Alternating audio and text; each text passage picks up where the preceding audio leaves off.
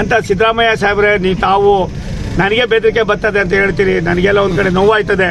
ಈ ನೋವನ್ನಾದರೂ ನೀವೆಲ್ಲ ಒಂದು ಕಡೆ ಬಗೆಹರಿಸಬೇಕಾದ್ರೆ ಇಂಥ ಇವರನ್ನ ದಯವಿಟ್ಟು ನೀವು ಯಾವ ರೀತಿ ಕೊಡ್ತೀರೋ ಕೊಟ್ಬಿಡಿ. ಇಲ್ಲರೆ ಭಾರತ ಸರ್ಕಾರಕ್ಕೆ ಇಲ್ವಾ ಈ ಸೆಕೆಂಡ್ನಿಂದ ಕಾರ್ಯೋನ್ಮುಖರಾಗಿ ಇವರನ್ನು ಕೇವಲ ಬಂಧಿಸೋದಲ್ಲ, ನಾನೇನೋ ಮಾಡಿದ್ದೀನಲ್ಲ, ಯಾವ್ಯಾವ ರೀತಿ ಇಂಥ ಸಮಾಜಘಾತಕ ಶಕ್ತಿಗಳಿದ್ದಾರೆ ಇವ್ರನ್ನೆಲ್ಲ ಕಂಪ್ಲೀಟಾಗಿ ಅವ್ರು ಕೊನೆ ಆಡೋದಕ್ಕೆ ಏನೇನು ಬೇಕೋ ಆ ಕೆಲಸವನ್ನು ಮಾಡಿ. ರಾಜ್ಯ ಸರ್ಕಾರ ಮಾತಾಡೋದು ಕಡಿಮೆ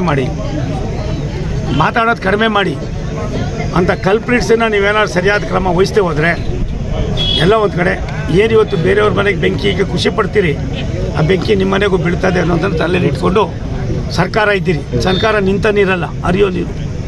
ಯಾವುದೇ ನಾಗರಿಕ ಸರ್ಕಾರ ಇಷ್ಟೆಲ್ಲ ರಾಜಾಸೋಗ ಹೇಳ್ತಾರೆ ಅಂದರೆ ಅಂಥವನ್ನು ತಂದು ಇಡ್ಮುಡಿ ಕಟ್ತಕ್ಕಂಥದ್ದು ನಿಮ್ಮ ಕರ್ತವ್ಯ. ಆ ಕೆಲಸ ನೀವು ಮಾಡಬೇಕು. ಹೆದ್ದಾರಿ ಯೋಜನೆಗೆ 617 ಕೋಟಿ ಕೂಡ ಭಾರತ ಸರ್ಕಾರದ್ದು. ಅಕ್ವಿಜೇಷನ್ನು ನಾವೇ ದುಡ್ಡು ಕೊಡ್ತೀವಿ, ರೋಡು ನಾವೇ ಮಾಡ್ತೀವಿ, ಇನ್ಫ್ರಾಸ್ಟ್ರಕ್ಚರ್ ನಾವೇ ಕ್ರಿಯೇಟ್ ಮಾಡ್ತೀವಿ. ಅದು ಈ ಥರ 8,600 ಕೋಟಿ ರೂಪಾಯಿಗಳು ಏನೀಗಾಗಲೇ ಆಗಿದೆ. ಅದರೊಳಗೆ 4,000 ಹಳೇದಿದೆ, ಈ 4,600 ಕೋಟಿ ಇವಾಗ ಆಗಿದೆ. ನನಗನ್ನಿಸ್ತದೆ ಈ ಎಲ್ಲ ಯೋಜನೆಗಳು ಕೂಡ ಪೂರ್ಣಗತಗೊಳಿಸ್ತಕ್ಕಂಥದ್ದಕ್ಕೆ ನಾನು ಕೂಡ ಅದಕ್ಕೆ ಆಸಕ್ತಿ ವಹಿಸಿದ್ದೇನೆ. ಇದು ಸ್ವಲ್ಪ ಮಾರಿದ್ರು ಕೂಡ ಹೊರಟೋಗ್ತಾ ಇತ್ತು. ಇಂಥದ್ದು ಇನ್ನೊಂದು 2 ಇತ್ತು, ಅದು ಕೂಡ ಕಂಪ್ಲೀಟ್ ಮಾಡಿಸ್ತಾ ಇದ್ದೀನಿ. ಒಂದು, ಯಾವುದೇ ರಾಜ್ಯ, ಯಾವುದೇ ಜಿಲ್ಲೆ, ಯಾವುದೇ ತಾಲೂಕು, ಯಾವುದೇ ಪಂಚಾಯಿತಿ, ಯಾವುದೇ ಹೋಬಳಿ, ಯಾವುದೇ ಇದು ಅಭಿವೃದ್ಧಿ ಆಗಬೇಕಾದ್ರೆ ಯಾವ ರಸ್ತೆಗಳು, ಮೂಲಭೂತ ಸೌಕರ್ಯಗಳು ಭಾರಿ ಮುಖ್ಯ. ರಾಷ್ಟ್ರೀಯ ಹೆದ್ದಾರಿ ಇವತ್ತು KB ಕ್ರಾಸ್ವರೆಗೂ ಬಂದು KB ಕ್ರಾಸಿಂದ ನಿಮಗೆ ಪೂರ್ತಿ ನಾಗಮನ, ಅಂಜಿ, ಚುಂಚನಗಿರಿಗೆ ಹೋದರೆ ಅದರ ವ್ಯವಸ್ಥೆ ಎಷ್ಟು ಚೆನ್ನಾಗಿರ್ತದೆ ಅನ್ನೋದು ನಿಮ್ಗೆ ಗೊತ್ತಿದೆ. ಆದ್ದರಿಂದ ಇದನ್ನು ನಾವೇ ಭಾರತ ಸರ್ಕಾರನ ಮಾಡ್ತಾಯಿದ್ದೀವಿ. ಈ ರೀತಿಯಾಗಿ ಕರ್ನಾಟಕದಲ್ಲಿ 8,000 ಕೋಟಿಗೂ ಮೇಲ್ಪಟ್ಟ ಕೆಲಸಗಳನ್ನು ಪ್ರಾರಂಭ ಮಾಡಿ. ಸರ್ಕಾರದ ಪಾಲು ಇರಬೇಕಲ್ಲ, ಒಂದೇ ₹1 ಕೂಡ ರಾಷ್ಟ್ರೀಯ ಹೆದ್ದಾರಿ ಇದಕ್ಕೆ ಬರೋದಿಲ್ಲ. ರಾಷ್ಟ್ರೀಯ ಹೆದ್ದಾರಿಗೆ ಅವರು ಸಹಕಾರ ಕೊಡ್ತಾರೆ, ಅಕ್ವಿಜೇಷನ್ ಆಫೀಸರ್ ಕೊಡ್ತಾರೆ, ಅವೆಲ್ಲ ಮಾಡ್ತಾರೆ. ಇದೊಂದು ಕೇವಲ ಕರ್ನಾಟಕನೇ ಇಲ್ಲ, ಭಾರತದಲ್ಲಿರ್ತಕ್ಕಂಥ ಎಲ್ಲ ರಾಜ್ಯಗಳು ಕೂಡ ನ್ಯಾಷನಲ್ ಹೈವೇಗಳಿಗೆ ಹತ್ತಾಟಿ ಇರ್ತದೆ. ಅದು ಅಷ್ಟೇ, ನಮ್ಮದು ಅಷ್ಟೇ. ಈ ಕೆಲಸಗಳು ಇವೆಲ್ಲ ಕೂಡ 600 ಚಿಲ್ಲರೆ ಕಿಲೋಮೀಟ್ರ್ ಏನಿದೆ, ಎಲ್ಲಿಂದ ಜೇವರ್ಗಿಯಿಂದ ಚಾಮರಾಜನಗರವರೆಗೂ ಇದಕ್ಕೆ ಬೇಕಾಗಿರ್ತಕ್ಕಂಥ 6,000 ಕೋಟಿಗೂ ಮೇಲ್ಪಟ್ಟ ಹಣವನ್ನು ಭಾರತ ಸರ್ಕಾರನೇ ಕೊಟ್ಟಿರೋದು. ಇದನ್ನು ಪೂರ್ಣಗೊಳಿಸೋ ಕೆಲಸವನ್ನು ಮಾಡಿ ಬೆಂಗಳೂರಲ್ಲಿ ಅನಭಿಷಕ್ತ ದೊರೆ ಅನ್ನೋದನ್ನು ಮರೆತು ಅಂತ ಅಯೋಗ್ಯರು ಯಾರಿದ್ದಾರೆ, ಲೋಫರ್ಸ್ ಯಾರಿದ್ದಾರೆ, ಸಮಾಜಘಾತಕರು ಯಾರಿದ್ದಾರೆ, ಈ ದೇಶದಲ್ಲಿ ನೆಮ್ಮದಿಯನ್ನು ಹಾಳು ಮಾಡ್ತಕ್ಕಂಥ ಇಂಥ ದುಷ್ಟಶಕ್ತಿಗಳೇನಿದೆ, ದಯವಿಟ್ಟು ಏನು ಮಾಡಬೇಡಿ. ಪೊಲೀಸ್ನವ್ರಿಗೆ ಫ್ರೀಯಾಗಿ ಬಿಡಿ. ನೀವು ಹೋಗಿ ಏನು ಮಾಡ್ತೀರೋ ಮಾಡಿ ಅನ್ನಿ. ಅವತ್ತು ಪೊಲೀಸ್ನವರು ತಮ್ಮ ಆಟವನ್ನು ತೋರಿಸ್ತಾರೆ. ಇಂಥ ಅಯೋಗ್ಯರಿಗೆ, ಇಂಥ ಇವ್ರಿಗೆ ಯಾವ ರೀತಿ ಬುದ್ಧಿ ಕಲಿಸ್ಬೇಕು ಕಲಿಸ್ತಾರೆ. ಏನು ಮಾಡಿದ್ರು ರಾಷ್ಟ್ರದ ಪ್ರಧಾನಿಗಳು, ರಾಷ್ಟ್ರದ ಗೃಹ ಮಂತ್ರಿಗಳು, 3 ಸೈನಿಕರಿಗೂ ಕೂಡ ನೀವು ಫ್ರೀ ಆಟ್ ಕೊಟ್ಟರು ಅಂತ ಸಿದ್ದರಾಮಯ್ಯ ಸಾಹೇಬ್ರೆ ತಾವು ನನಗೆ ಬೆದರಿಕೆ ಬರ್ತದೆ ಅಂತ ಹೇಳ್ತೀರಿ, ನನಗೆಲ್ಲ ಒಂದು ಕಡೆ ನೋವಾಯ್ತದೆ.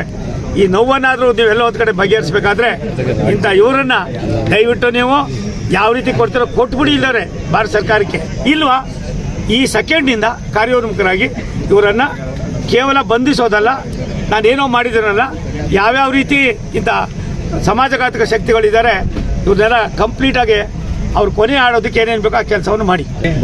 ಕಾರ್ಯಕರ್ತರ ಹತ್ಯೆ ಆಗಿದೆ, ಒಂದು ಇಬ್ಬರನ್ನು ಕೊಲೆ ಮಾಡ್ತೀವಿ ಅಂತ ಈಗ ಒಂದು ನಿಮಿಷ. ರಾಜ್ಯ ಸರ್ಕಾರ ಮಾತಾಡೋದು ಕಡಿಮೆ ಮಾಡಿ ಅಂಥ ಕಲ್ಪ್ರಿಟ್ಸನ್ನು ನೀವೇನಾದ್ರು ಸರಿಯಾದ ಕ್ರಮ ವಹಿಸದೆ ಹೋದರೆ ಎಲ್ಲ ಒಂದು ಕಡೆ ಏನಿವತ್ತು ಬೇರೆಯವ್ರ ಮನೆಗೆ ಬೆಂಕಿಗೆ ಖುಷಿ ಪಡ್ತೀರಿ, ಆ ಬೆಂಕಿ ನಿಮ್ಮ ಮನೆಗೂ ಬೀಳ್ತದೆ ಅನ್ನೋದನ್ನು ತಲೆಯಲ್ಲಿ ಇಟ್ಕೊಂಡು ಸರ್ಕಾರ ಇದ್ದೀರಿ. ಸರ್ಕಾರ ನಿಂತ ನೀರಲ್ಲ, ಹರಿಯೋ ನೀರು. ಯಾವುದೇ ನಾಗರಿಕ ಸರ್ಕಾರ ಇಷ್ಟೆಲ್ಲ ರಾಜಾಸೋಗ ಹೇಳ್ತಾರೆ ಅಂದರೆ ಅಂಥವನ್ನು ತಂದು ಇಡ್ಮುಡಿ ಕಟ್ತಕ್ಕಂಥದ್ದು ನಿಮ್ಮ ಕರ್ತವ್ಯ. ಆ ಕೆಲಸ ನೀವು ಮಾಡಬೇಕು. ತಿರ್ಗಾ ಇವತ್ತೊಂದು ಪೋಸ್ಟ್ ಹಾಕಿದ್ದಾರೆ ಸರ್, ಮುಸಲ್ಮಾನರು ಇವತ್ತೊಂದು ಪೋಸ್ಟ್ ಹಾಕಿದ್ದಾರೆ. ಭರತ್ ಮತ್ತು ಶರಣ್ ಪಂಪಿಯಲ್ ಅನ್ನೋರನ್ನು, ಹಿಂದೂ ಮುಖಂಡರು, ಅವರನ್ನು ಕೊಲೆ ಮಾಡ್ತೀವಿ, ನೆಕ್ಸ್ಟ್ ಟಾರ್ಗೆಟ್ ಅವ್ರದ್ದೇ ಅಂತ.